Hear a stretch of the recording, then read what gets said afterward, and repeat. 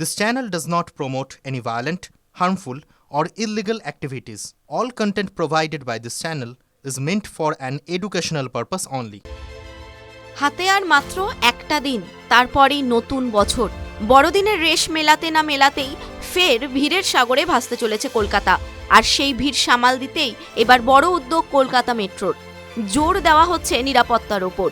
Esplanade, park street, ময়দান, রবীন্দ্র সদন ও দমদমের ওপর থাকছে বাড়তি নজরদারি। নজর থাকছে দক্ষিণেশ্বর স্টেশনের উপরেও। ভিড়ের চাপে যাতে কোনো অপ্রীতিকর ঘটনা না ঘটে সে কারণে 31 তারিখ বছরের শেষ দিন থেকেই মাঠে তৎপর আরপিএফ। তৈরি থাকছে স্পেশাল টিমও। বিশেষ প্রশিক্ষণপ্রাপ্ত রেল পুলিশ থাকছে প্রবেশ ও প্রস্থানের গেটে। বেশি সংখ্যক পুলিশকে মাঠে নামানো হচ্ছে। পুরুষ রেলকর্মীর পাশাপাশি থাকছে বেশি সংখ্যক মহিলা আরপিএফও।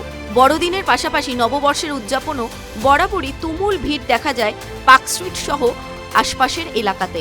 স্বাভাবিকভাবেই পার্ক স্ট্রিট মেট্রো স্টেশনেও ব্যাপক ভিড় দেখা যায়। সে কারণে এই স্টেশনের নিরাপত্তায় বিশেষ জোর দিচ্ছে আরপিএফ। স্পেশাল টিমে থাকছে sub inspector, assistant sub inspector পদমর্যাদার পুলিশ আধিকারিকরা।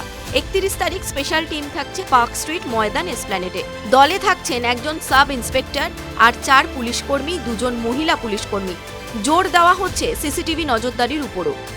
পার্ক স্ট্রিটে যে স্পেশাল টিম থাকছে তাতে আবার একজন উচ্চপদস্থ পুলিশ কর্তার পাশাপাশি আরও 4 পুলিশকর্মী থাকছেন। প্রসঙ্গত, বাংলাদেশে অশান্তির আবহে অনুপ্রবেশের আশঙ্কা বেড়েছে ভারতে। একই সঙ্গে নানা প্রান্ত থেকে ধরা পড়েছে কুখ্যাত সব জঙ্গি।